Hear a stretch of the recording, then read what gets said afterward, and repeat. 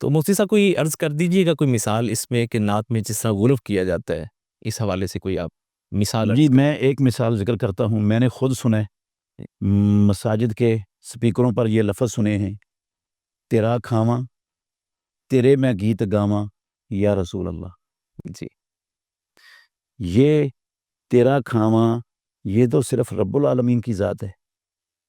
مشرکین مکہ، میں اللہ کو گواہ بنا کے کہتا ہوں، آپ سورہ یونس کی 31 نمبر آیت میں دیکھ لیں، مشرکین مکہ وہ یہ سمجھتے تھے کہ ہمارا رازق، سمجھتے نہیں تھے، اقرار کرتے تھے، اعتراف کرتے تھے کہ ہمارا رازق کون ہے؟ اللہ ہے۔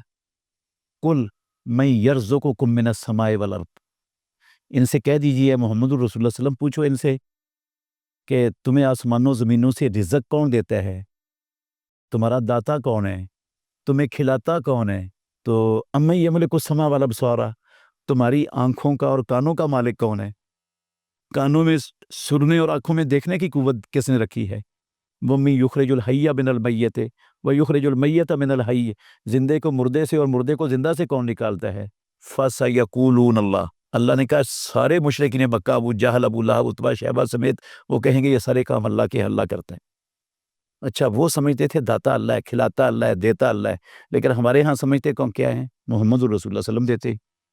یہ غلو ہے، یہ مبالغہ ہے، اس سے امام الانبیاء محمد الرسول اللہ صلی اللہ علیہ وسلم نے منع کیا ہے، اور یہ قرآن کے بھی منافی ہے، پیارے پیغمبر کے فرمان کے بھی منافی ہے، اور صحابہ اور ائمہ محدثین میں سے کسی نے بھی ایسا کوئی کلمہ رسول اللہ صلی اللہ علیہ وسلم کے لیے نہیں بولا کہ اللہ کے نبی ہمیں کھلاتے ہیں۔ وہ جو ہے نا واللہ یوتی وانا قاسم، حدیث ہے ایک صحیح کہ اللہ دیتا ہے اور میں تقسیم کرتا ہوں۔ دیتا کون ہے؟ داتا کون ہے؟ اللہ۔ اللہ، جو مال غنیمت میں آتا ہے، جو کفار کے خراج اور ٹیکسوں میں جو چیز آتی تھی، جو صدقہ خیرات کے اموال آتے تھے اللہ کے نبی کے پاس، وہ آپ فوری طور پر مستحقین میں کیا کر دیتے تھے؟ تقسیم فرما دیتے تھے، بانٹ دیتے تھے۔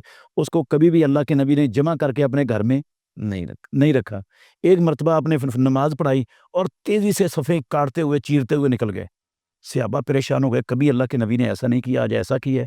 آپ آئے واپس تو صحابہ کی نظروں کو پڑھ لیا، آپ نے فرمایا میرے گھر میں سونے کی ایک ڈلی تھی، اللہ، میں نہیں چاہتا تھا کہ میرے گھر میں پڑی رہے، میں نے اس کو تقسیم کرنے کا حکم دیا۔ اللہ اکبر، اللہ، کیا سخاوت ہے آپ صلی اللہ علیہ وسلم کی کہ ایک سونے کی ڈلی بھی گھر میں برداشت نہیں کی وہ مستحقین تک پہنچانے کی فکر دی میں اٹھ کر چلے گئے۔ تو میں یہ کہنا چاہتا ہوں کہ رسول مکرم صلی اللہ علیہ وسلم کی صفات بیان ہونی چاہیے، آپ کی سیرت بیان ہونی چاہیے، نثر میں بھی ہونی چاہیے اور نظم میں بھی ہونی چاہیے۔